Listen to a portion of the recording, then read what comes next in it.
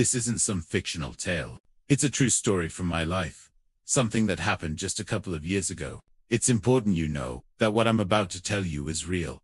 The weight of the forged loan document felt heavier than the polished marble counter it was resting on, in the hushed, air-conditioned quiet of the Sarasota Grand Fidelity Bank. Marcus Thorne's voice, slick as the gel in his hair, cut right through me when he said, "With all due respect, Mr. Finch, signatures don't lie, but memory certainly can at your age." He'd just stolen my home, my peace, my entire life's work with a scribble of a pen, and he was telling a crowd of strangers that I was losing my mind. My wife Eleanor had only been gone 6 months, and there I was, a 69-year-old widower, being publicly dismantled by the very man who was supposed to be safeguarding our future. If you genuinely enjoy our stories, please subscribe to the channel. Tell us where you're from, and what time it is right now. It's always fascinating to know how far our story flows.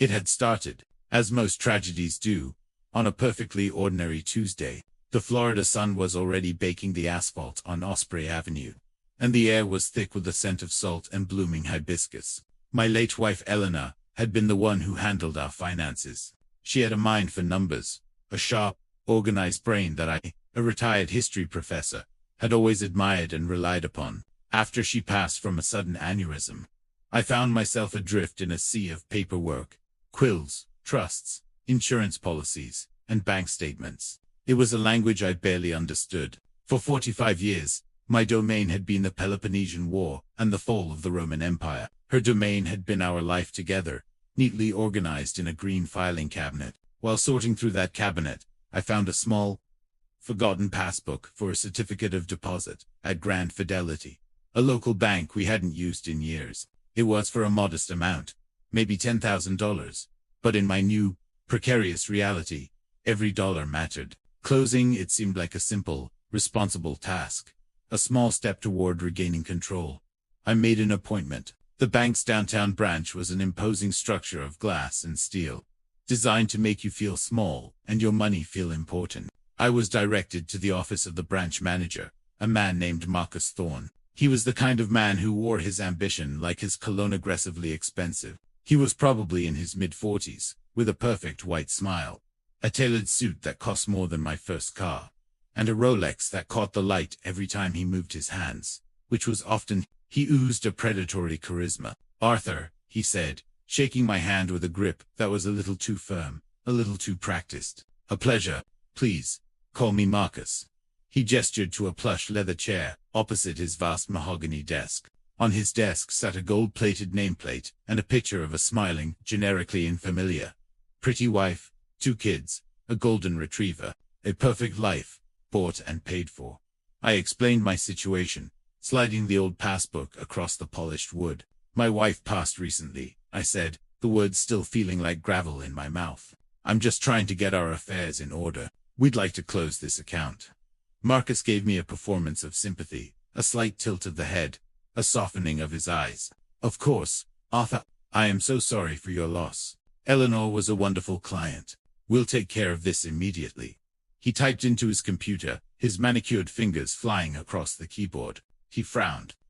That's interesting," he murmured, more to himself than to me. He swiveled the large monitor toward me. "It seems Eleanor leveraged this CD just last year, Arthur, as collateral for a premium investment portfolio. A fairly aggressive one, I might add. Very forward-thinking of her." I stared at the screen, a jumble of codes and numbers that meant nothing to me. Investment?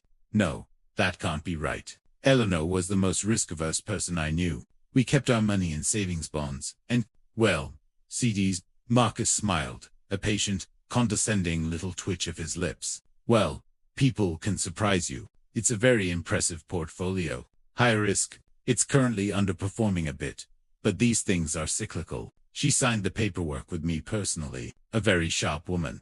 My heart began a slow, heavy drumbeat against my ribs. "I'd like to see that paperwork," I said, my voice quiet. He hesitated for a fraction of a second, the smile tightening. "Of course, it's all digital now, for convenience, but I can print you a copy of the primary loan agreement."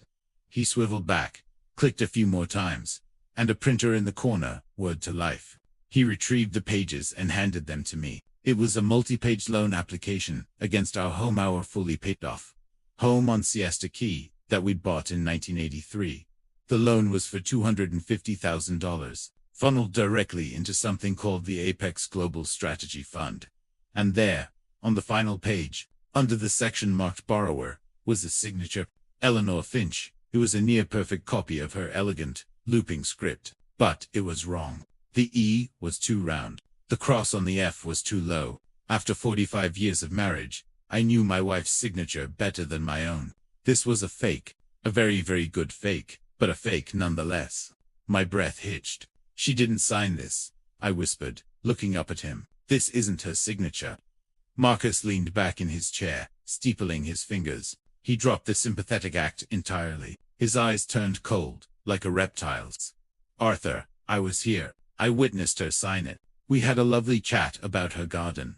My wife hated gardening, I said, my voice shaking with a sudden, cold fury. She was allergic to half the plants in our yard. We hired a service.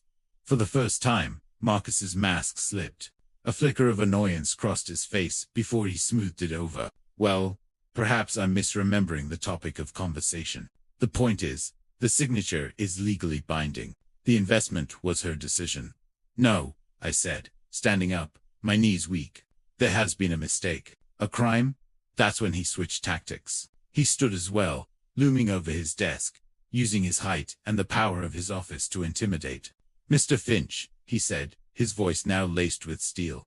I understand you're grieving. It can be a confusing time, but I will not have my integrity, or the integrity of this institution, called into question. That is Eleanor's signature. The funds were transferred. The investment was made. It's a simple, documented fact. He was gaslighting me, using my grief as a weapon. He was counting on me being a confused old man, too tired and heartbroken to fight. He was wrong.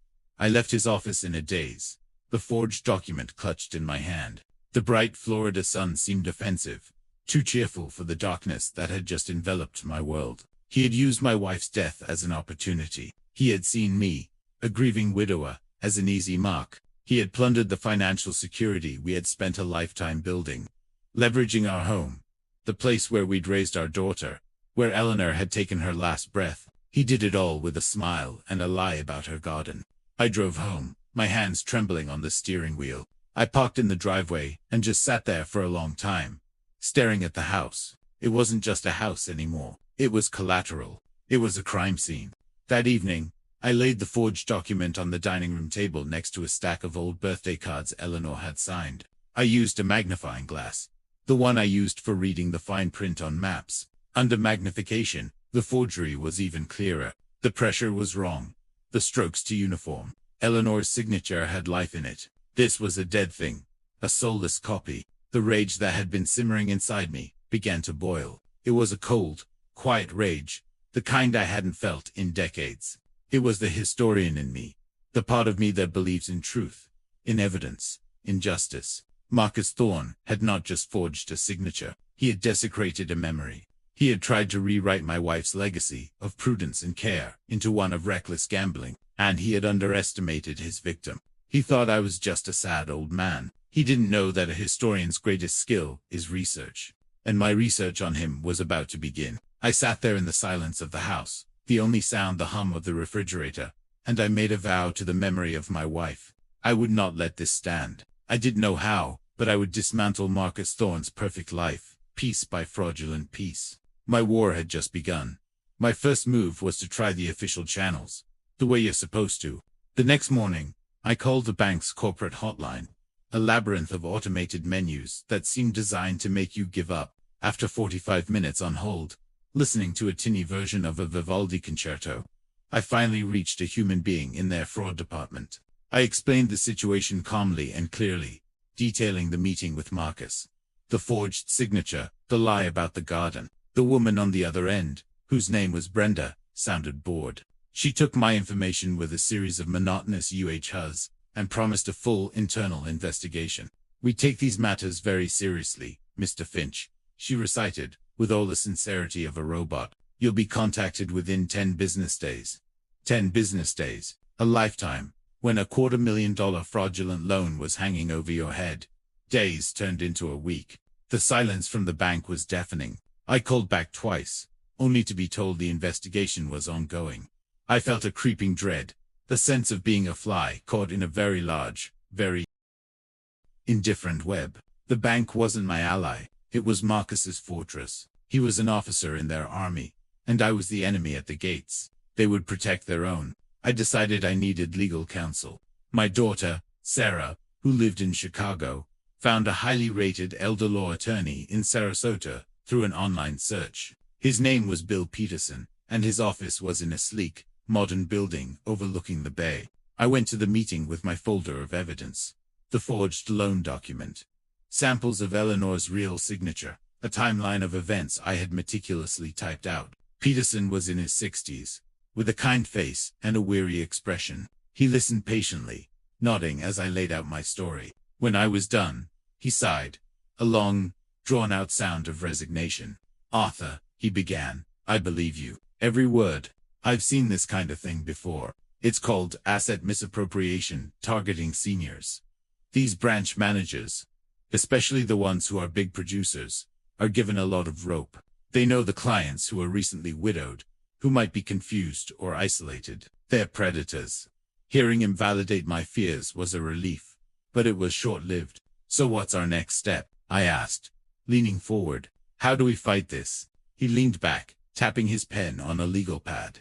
"Here's the hard part. The bank is going to stonewall. They'll claim their internal investigation found no wrongdoing. They'll stand by their man. To fight them, we'd need to file a civil suit. We'd have to hire a forensic handwriting expert, depose Marcus Thorne, subpoena years of bank records. It's a long, brutal, and very, very expensive process." He paused, looking me directly in the eyes. "My retainer for a case like this is $20,000, and that's just to get started. All told, you could be looking at over $100,000 in legal fees, with no guarantee of winning. They have teams of corporate lawyers who do nothing but crush lawsuits from people like you. They'll drown us in motions and paperwork. They'll paint you as a senile old man who's forgotten what his wife did. It will take years, Arthur. It will consume your life and your savings." He delivered the news without malice, just the grim pragmatism of a man who knew the battlefield. He was telling me the truth. The system wasn't built to protect me. It was built to protect the bank. The $20,000 retainer was more cash than I had liquid. Most of our savings were tied up in our home, the very home that was now being used as collateral against a fraudulent loan. The irony was suffocating. I felt the walls closing in, the hope I'd clung to draining away. The bank, the law, the entire system, it was all aligned against me. Marcus Thorne wasn't just a rogue employee. He was a symptom of a disease, a man who thrived in the shadows of corporate indifference and legal loopholes. Leaving Peterson's office, the beautiful view of the bay seemed to mock me. I had been naive. I thought the truth was a weapon. But in this world, the only weapon that mattered was money, and I was outgunned. That night, I received a call. It was a crisp, professional voice from Grand Fidelity's corporate office. It was a woman from the office of the president. She informed me that their internal investigation was complete. "We found no evidence of misconduct on the part of Mr. Thorne," she said, her voice devoid of any emotion. "The paperwork is in order. The signatures have been verified by our internal review team. As far as the bank is concerned, this matter is closed." "Verified," I stammered, my voice cracking. "But it's a forgery. I have proof." "We consider the matter closed, Mr. Finch," she repeated, like a recording, and then she delivered the final, crushing blow. "Payments on the loan are scheduled to begin on the 1st of next month. An automated withdrawal will be made from your primary checking account. Have a nice evening." She hung up. The line went dead. The silence that followed was the sound of my world collapsing. They weren't just going to get away with it. They were going to make me pay for it. Literally, automated withdrawal. They would reach into my account every month and take my money to pay off the fake loan that Marcus had created to fund the fake investment that was probably lining his own pockets. The sheer, breathtaking arrogance of it all left me speechless. They had investigated themselves and found themselves innocent, and now I was trapped. I was legally bound to a crime committed against me. The fight seemed over before it had even begun. It felt like I was sinking in quicksand, and every effort to struggle only pulled me down faster. The next morning, I drove to the Sarasota County Courthouse on Main Street. Not to file a lawsuit, but just to see it. I needed to be in a place that represented justice, even if I couldn't access it myself. I sat on a bench outside, watching lawyers in sharp suits hustle up and down the steps, full of purpose. They belonged here. I didn't. A police officer I tried to talk to had been sympathetic, but unhelpful. "It's a civil matter, sir. You need a lawyer." Everyone said the same thing. No one could help me. The system was impenetrable. That afternoon, I found myself in Eleanor's garden. It was the one place I felt close to her. She hadn't been a gardener herself, but she'd loved designing the space. She'd picked the plants, and our landscaper, a nice young man named Carlos, would put them in. She would sit on the wicker chair where I was sitting now, sipping iced tea and directing him like a general commanding her troops. "A little more to the left with that azalea, Carlos," she'd say. "It needs more morning sun." I looked at the garden, at the vibrant bursts of color, the orderly lines she had designed. Everything had its place. It was a small, perfect world of logic and beauty. And I thought of her. Eleanor never backed down from a fight, whether it was with a stubborn homeowners association over the color of our mailbox, or a doctor who wasn't listening to her. She had a core of steel. "Don't let them walk all over you, Arthur," she used to say. "Your voice matters." Sitting there, surrounded by the life she had cultivated, I felt a shift inside me. The despair began to recede, replaced by a cold, hard clarity. The lawyers were right. The police were right. In their world, I couldn't win. I didn't have the money to fight their way, so I would have to fight my way. Marcus Thorne and his bank believed they were untouchable because they were protected by a system of wealth and complexity. They thought I was a feeble old man who would be crushed by that system, but they had forgotten what a historian does. A historian finds the truth buried under layers of lies. We follow faint trails of evidence. We connect disparate facts to reveal a hidden narrative. We are, in essence, detectives of the past. Marcus Thorne had made my past, my life with Eleanor, his crime scene. He just didn't realize he'd left the lead investigator behind. I wouldn't need a $20,000 retainer. I would need patience, a magnifying glass, and the meticulous, methodical mind that had served me for 40 years of academic research. They had closed the matter, but for me, the investigation was just beginning. I would become my own lawyer, my own forensic accountant, my own detective. Marcus Thorne had picked a fight with a history professor. He was about to learn that the most dangerous opponent isn't the one with the most money, but the one with the most to lose and nothing left to fear. My first step was to establish a baseline. I needed every piece of paper, every digital breadcrumb that connected me and Eleanor to Grand Fidelity Bank. I drove back to the bank the next day. I avoided the main branch on Main Street, Marcus's glittering palace of fraud. Instead, I went to a smaller, older branch on the South Tamiami Trail. I approached a young teller, a girl who couldn't have been more than 20, and asked for complete printouts of every transaction on every account Eleanor and I had ever had with the bank, going back 20 years. The teller looked at me like I'd asked for the blueprints to Fort Knox. "Sir, that's a lot of records. We usually only go back 7 years, and it will take some time. There's also a printing fee per page." "I'm aware," I said, pulling out my wallet. "I'll pay whatever it costs. I need everything." I must have looked strange. An old man with a desperate fire in his eyes. Because she didn't argue. She called a manager over, and after some hushed discussion and the signing of a form, they agreed. They told me it would take a week to assemble the records. An entire week. It felt like an eternity. But I knew that patience was a weapon. While I waited, I turned my dining room into a war room. I cleared the large mahogany table, the one where we'd hosted countless Thanksgiving dinners, and set up my base of operations. I bought highlighters in 4 different colors, stacks of legal pads, and a new, more powerful magnifying glass. My granddaughter, Lily, a computer science major at Northwestern, had once tried to teach me how to use spreadsheets. I'd resisted, a proud Luddite content with my index cards and fountain pens. Now, I swallowed my pride. I called her Grandpa. "Is everything okay?" she asked, her voice filled with concern. I told her a sanitized version of the story, that there were some financial discrepancies I needed to sort out. I didn't want to worry her. Not yet. "Lily," I said, "I need you to teach me how to be a detective on the computer."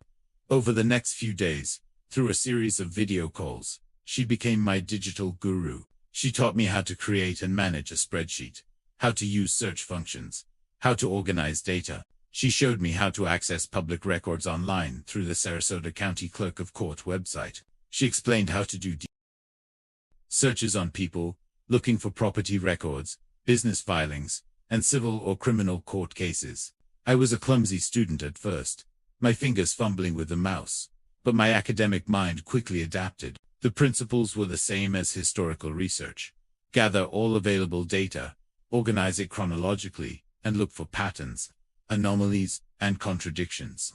My first target was Marcus Thorne. Lily showed me how to use social media, not as a participant, but as an observer. Marcus had a carefully curated public profile on Facebook and Instagram. It was a nauseating feed of him shaking hands at charity golf tournaments, accepting a Community Leader of the Year award from the Chamber of Commerce, and posting smiling photos with his family on their boat, the Capital Gain. He was portraying himself as a pillar of the Sarasota community, a wholesome family man, a financial wizard. It was a perfect facade. But public records told a different story. I paid for a comprehensive background check service, the kind employers use, and there, buried in the data, I found the first crack in his armor. 12 years ago, in Palm Beach County, Marcus Thorne had been named in a civil suit. The plaintiff was an 80-year-old widow, who accused him of unsuitable investment recommendations and breach of fiduciary duty. The case had been settled out of court, and the record sealed. It was a ghost, a whisper of a previous crime. But it was a pattern. He had done this before. He had targeted a vulnerable widow. He had made her money disappear, and the system had protected him, allowing him to quietly settle and move on, leaving his victim silenced. I felt a surge of adrenaline. This wasn't just about me anymore. How many others were there? The week passed in a blur of screen time and note-taking. When the bank finally called to say my records were ready, I felt like a general going to retrieve battle plans. They handed me a thick cardboard box filled with thousands of pages of statements. The printing fee was over $300. It was worth every penny. For the next 2 weeks, I barely left my house. I slept for hours a night. I lived on coffee and toast. I spread the statements out across my dining room table, year by year. With my colored highlighters, I began to mark them up. Yellow for any transaction involving Marcus Thorne's branch. Pink for any fee I didn't recognize. Blue for large withdrawals. Green for deposits. Slowly, painfully, a picture began to emerge from the blizzard of numbers. The first anomaly appeared about 18 months ago, 6 months before Eleanor passed. It was a consultation fee for $500. I didn't remember any consultation. Then, another a month later, and another, small amounts, like ticks, bleeding a host dry, designed to go unnoticed. Then I found the first big one, a withdrawal from Eleanor's personal savings account for $25,000. Just 2 weeks after she had a minor stroke. I remembered that time vividly. She was home, but she was weak, easily confused. The signature on the withdrawal slip, which I had requested specifically, was shaky. It looked like hers, but it lacked its usual firmness. Had he gotten her to sign a blank slip? Had he filled in the amount later? Or was this a forgery to a less practiced version of the one that would come later? I felt sick. He had likely been preying on her when she was at her most vulnerable. The historian in me knew the importance of corroborating evidence. I went back to the box of old records Eleanor had kept. I found her personal calendar from that year. On the day of the $25,000 withdrawal, she had written one word: bank. My blood ran cold. He had brought her in. He had isolated her when she was ill and confused and started his attack then. The loan against our house was not his first move. It was his grand finale, the culmination of a long, patient grooming process. The timeline I was building on my legal pad was becoming a damning narrative, but it was still just my word against his. My evidence was circumstantial. I needed more. I needed something concrete, something that proved not just his method, but his motive. Why the sudden, desperate escalation to a $250,000 fraud? People like Marcus don't take huge risks unless they are in trouble. I went back to the public records, this time digging deeper into his financial life. I found his address, a lavish waterfront property in a gated community. I looked up the property records on the county appraiser's website. He had purchased it 5 years ago for $1.5 million. But then, I saw something else. 3 months ago, Just before he forged the loan document in my wife's name, a second mortgage was taken out on his house. A lien from a private lender in Miami I'd never heard of. It was for $100,000 at an exorbitant interest rate. This was not the behavior of a successful, stable bank manager. This was the act of a man desperate for cash. Why? What was he spending it on? His social media showed a life of luxury: the boat, the fancy dinners, the charity galas. But that was all part of the image. This was something else. This was a secret. I started searching for the name of the private lending company. It wasn't a bank. It was a shell corporation. But by cross-referencing its registered agent with other business filings, I found a name, and that name was linked to online articles about illegal offshore sports betting rings. The pieces clicked into place with a horrifying certainty. Marcus Thorne, the pillar of the community, wasn't just a Redditor. He was a gambler. He was losing, and he was using his elderly client's life savings to cover his debts. He had probably lost the $25,000 he took from Eleanor when she was sick, and now he was chasing his losses with my house. The motive was clear. His desperation was the key. Now, all I had to do was prove it. The knowledge that Marcus was not just a corporate predator, but a common, desperate gambler changed my entire strategy. A gambler, especially a losing one, is sloppy. Desperation breeds mistakes. I just had to find them. The sealed settlement from his previous lawsuit in Palm Beach was a fortress I couldn't breach. But it gave me an idea. He had silenced that victim. Had he tried to silence others? Were there other clients at the Sarasota branch who had been similarly persuaded into high-risk, unsuitable investments? I was one old man. A pattern of old men and women would be a different story. It would be a federal crime. This was the most delicate part of my plan. I couldn't just call up strangers and accuse their friendly bank manager of fraud. I needed a pretext, a way to open a conversation without raising suspicion. My late wife, Eleanor, gave me the answer. She had been an avid member of several local clubs, a book club, a bird-watching society, a philanthropy guild that raised money for the Sarasota Memorial Hospital. She kept meticulous membership directories. I went through them, cross-referencing the names with a list of known high-net-worth neighborhoods. I was looking for widows or widowers, people over the age of 65 who banked at Grand Fidelity. It took me 3 days of patient work, but I compiled a list of 12 potential names. 12 lonely soldiers I might be able to recruit for my quiet war. My first call was to a woman named Beatrice Miller. Her husband, a prominent local developer, had passed away 2 years prior. The directory listed her as living in the prestigious Harbor Acres neighborhood. I rehearsed my opening line a dozen times, trying to strike the right balance of harmlessness and purpose. I finally dialed the number, my heart pounding. "Beatrice Miller, please," I said to the woman who answered. "This is she." Her voice was frail, but clear. "Mrs. Miller, my name is Arthur Finch. I'm the husband of a late member of your book club, Eleanor Finch. I don't believe we ever met." "Oh, Eleanor," she said, her voice warming instantly. "Of course, I remember her. A lovely, brilliant woman. I was so sorry to hear of her passing. How are you holding up, dear?" This was the opening I needed. "It's been a challenge," I admitted. "Eleanor handled everything, you see. Now, I'm sorting through a mountain of paperwork, and I'm afraid I'm a bit lost. Her financials are more complicated than I realized. I saw she did her banking with Grand Fidelity. With that very helpful Mr. Thorne. I know it's a long shot, but I was wondering if your late husband ever worked with him. I'm just trying to understand the kinds of investments he recommends." I held my breath. It was a gamble. I was name-dropping the enemy, testing the waters. There was a long pause on the other end of the line. For a moment, I thought she was going to hang up, thinking me a strange and intrusive old man. When she finally spoke, her voice was a near whisper, laced with a venom that shocked me. "That man," she hissed. "That charming, smiling snake. Bingo. I had a hit on my first try. My husband, God rest his soul, left me with a very conservative portfolio. Stocks that pay dividends, municipal bonds, safe, solid. 6 months after he died, Marcus Thorne convinced me it was stagnant. He said I needed to be more aggressive to protect my future. He put me into something called the Apex Global Strategy Fund. My hand tightened on the receiver. It was the same fund, the exact same fraudulent vehicle he had used with my wife's forged signature. He had me sign a stack of papers, Beatrice continued, her voice trembling with rage. He talked so fast, using all this jargon. I felt foolish asking him to slow down. I trusted him. I've lost almost $200,000.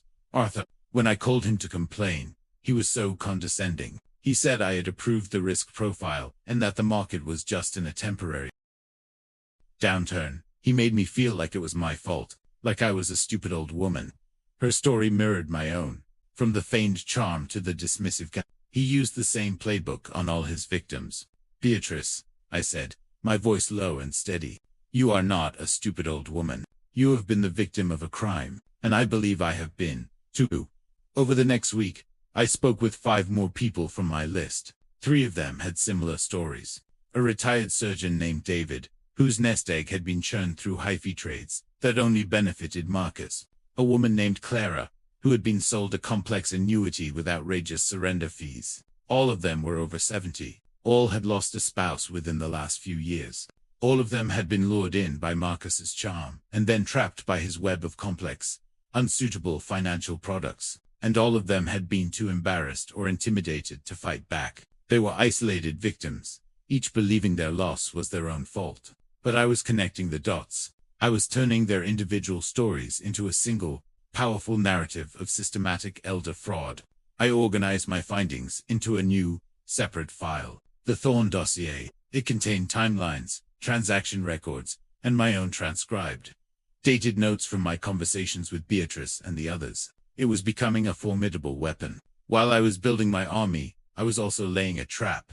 I knew Marcus was a gambler. I had the record of the second mortgage, the circumstantial link to the betting ring. But I needed undeniable proof. Proof that would not only get me my money back, but would put him in a place where he couldn't harm anyone else. Proof the bank couldn't ignore or bury. My granddaughter Lily, my digital secret weapon, gave me the next piece of the puzzle. Grandpa, these offshore sites, they're designed to be anonymous, but the money has to move from the real world to the digital one somewhere. He can't just wire money from his bank account at Grand Fidelity. That would leave a trail a mile wide. He's probably using a cryptocurrency exchange. It was another foreign language to me. She patiently explained how it worked.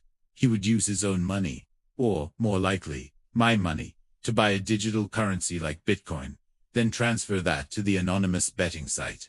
The weak link is the exchange, she explained. He'd need an account, linked to a bank or a credit card, to buy the crypto in the first place.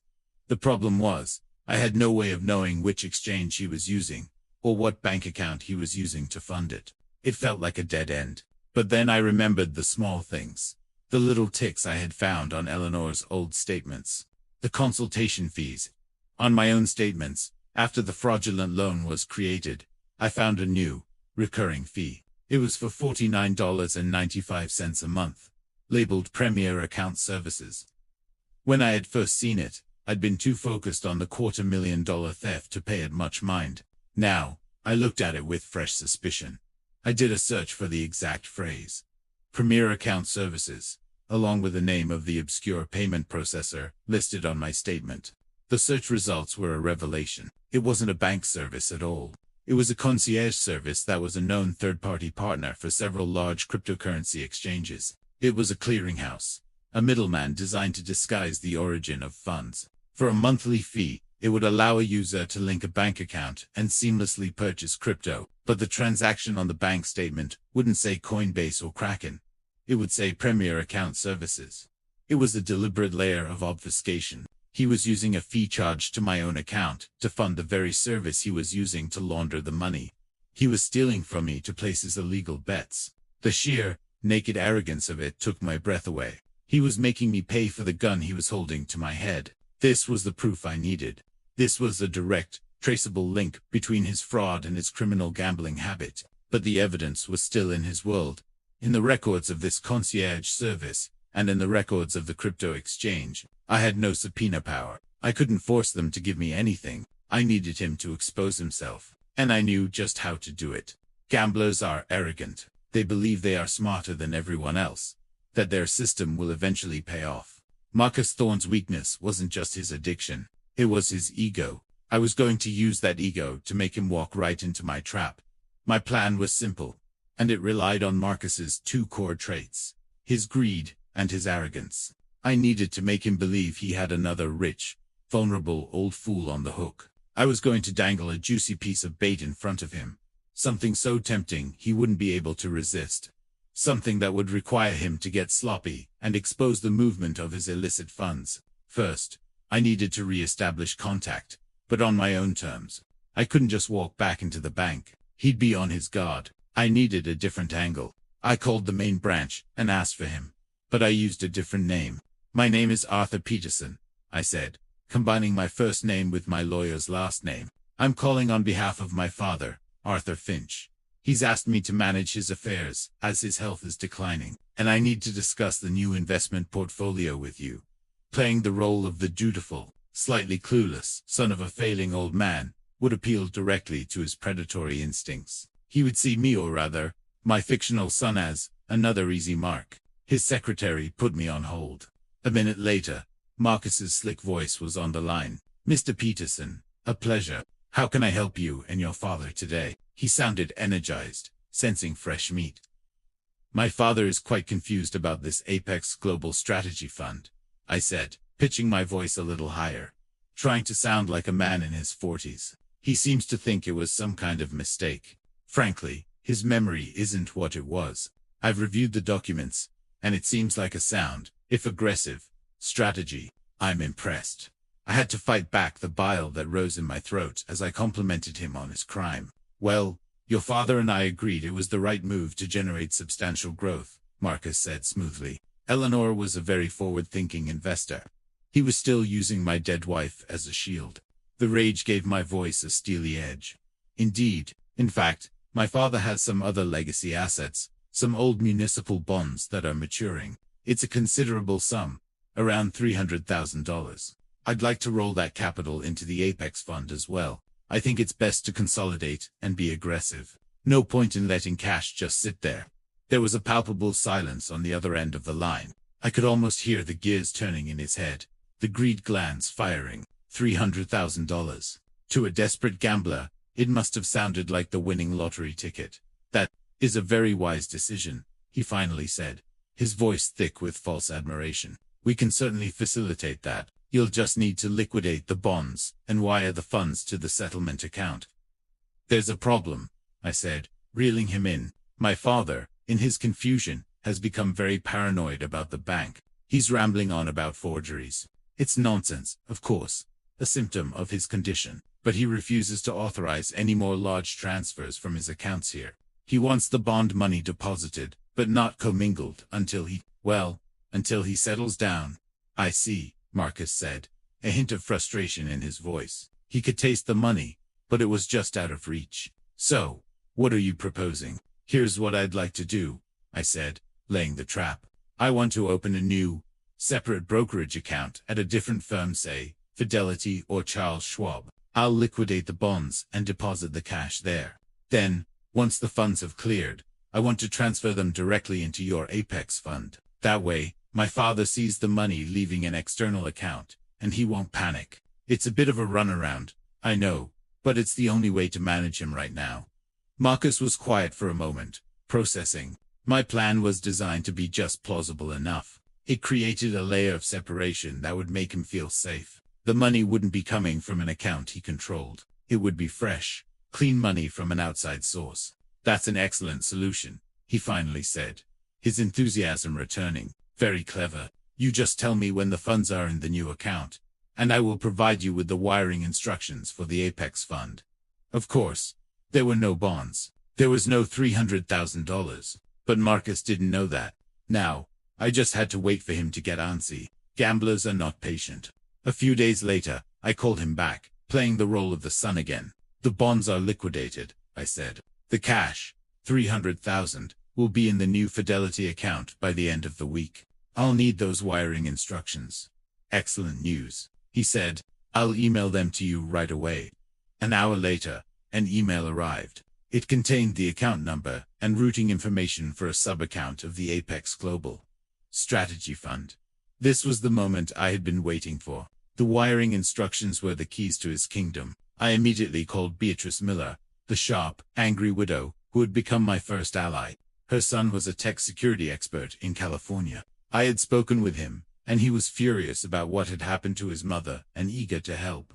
He had explained that wire transfers, especially large ones, leave an indelible digital trail. Every hop, every server, every transaction is logged. The email from Marcus, providing specific instructions to move a specific amount of money, was the digital equivalent of him handing me a signed confession. It proved his direct, personal involvement in soliciting this specific transaction. Now, for the final piece of the trap, I had to create a trail that investigators could follow, a trail that would lead them directly to his gambling. I called Marcus back one last time.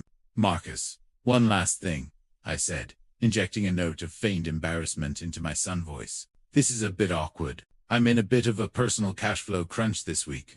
I need about $10,000 to cover a bill. Is there any way you could, I don't know, advance me a small portion of the investment?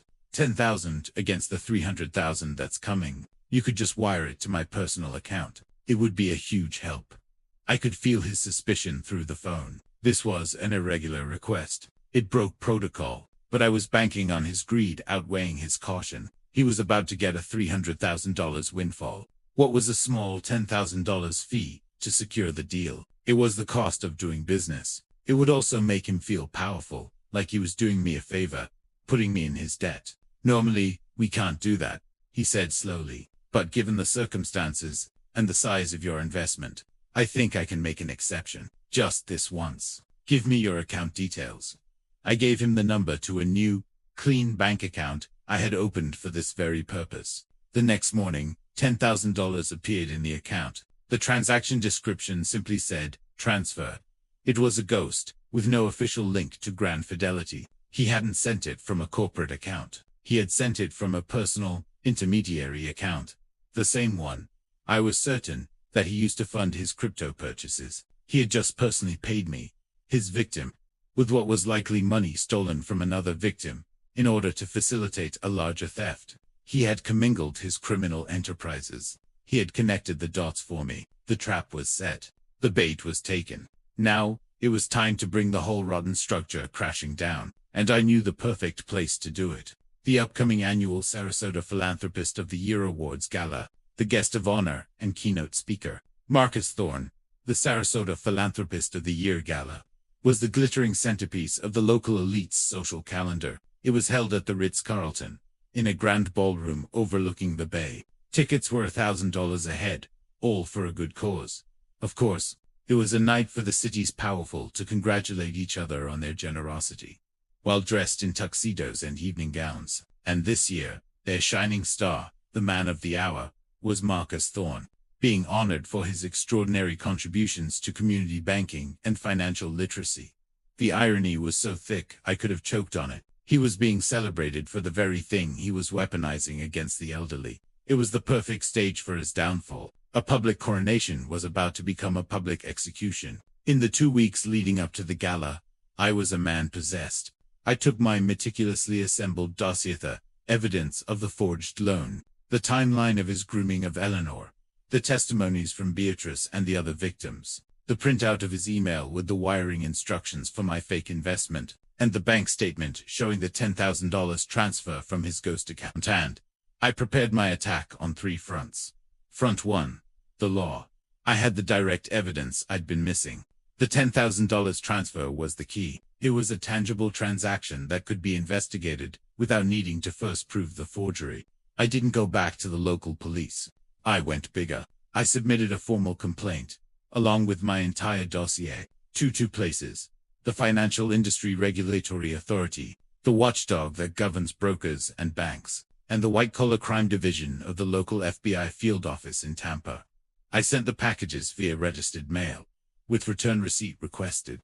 I knew these investigations would take time, but I was officially on the record. The clock was ticking for Marcus Thorne. Front 2. The bank.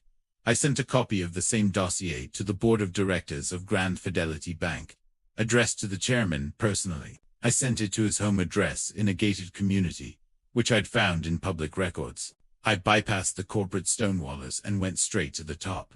I included a letter, drafted with the help of Beatrice's son, that was polite, firm, and devastating. It laid out the systemic nature of Marcus's fraud and hinted at a class action lawsuit that would bring federal investigators and ruinous publicity down on their heads.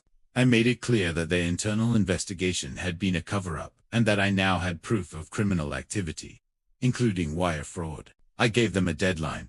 The day before the gala, they had to freeze Marcus's accounts and suspend him, pending the federal investigation, or I would go to the press. Front 3, the press.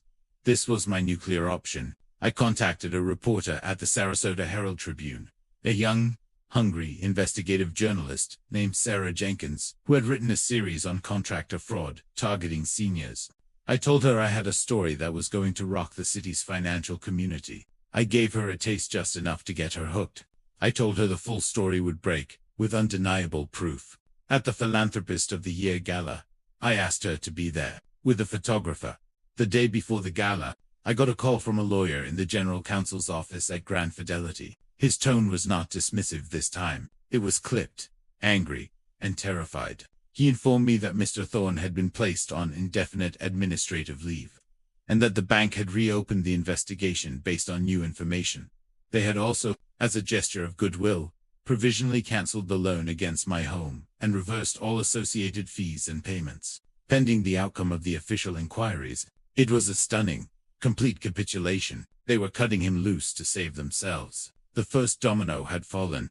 I had my house back. But that wasn't enough. This wasn't just about the money. It was about justice. It was about his public humiliation. I told the lawyer, "Thank you for the information," and hung up.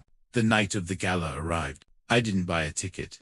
I wasn't on the guest list. But I was going to be there.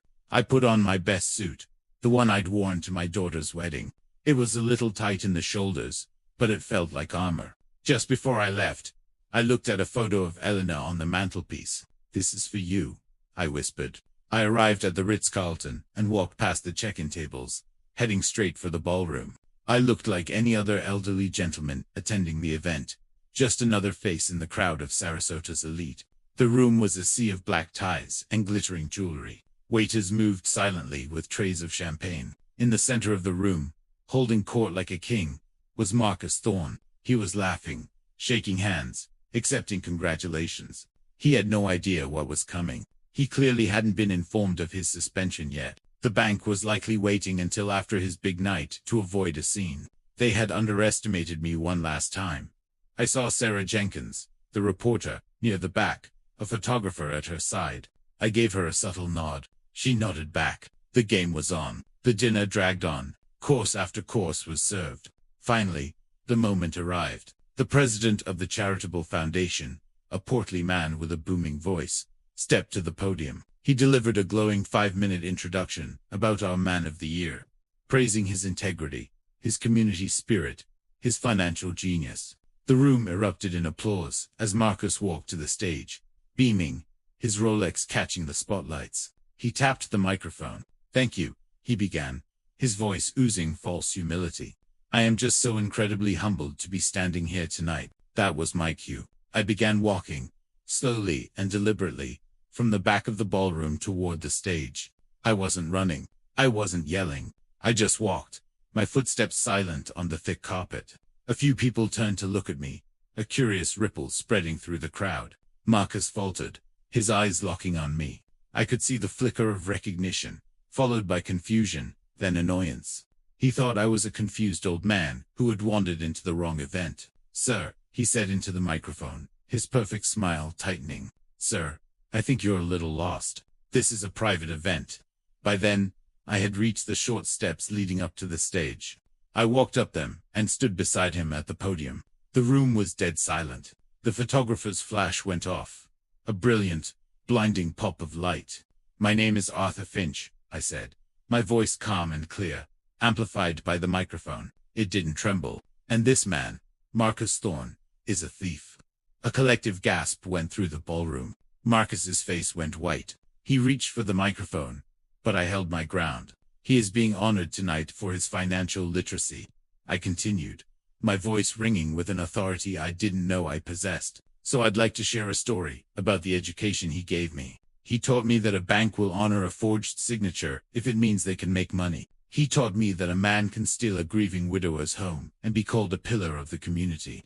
I saw Beatrice Miller in the audience, her eyes shining with tears. I saw two of the other victims I had spoken to, staring with their mouths agape. He preys on the elderly, I said, turning to look directly at Marcus, whose face was now a mask of pure terror. He targets the recently widowed, the sick, and the confused. He funnels their life savings into fraudulent funds to cover his gambling debts. The word gambling hung in the air like poisoned gas. Murmurs and whispers erupted throughout the room. Security guards were starting to move toward the stage. But the reporter, Sarah Jenkins, was already there, her own recorder held high. I have proof, I announced. Proof of wire fraud. Proof that is now in the hands of the FBI. Grand Fidelity Bank suspended him this afternoon. At that, the last bit of color drained from Marcus's face. He knew it was over. The foundation president was scurrying onto the stage, waving his hands, but it was too late. The story was out. The bomb had gone off.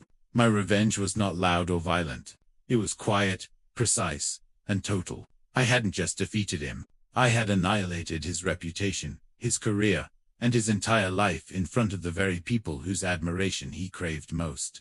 I turned and walked off the stage, leaving him standing alone in the spotlight, exposed and shattered.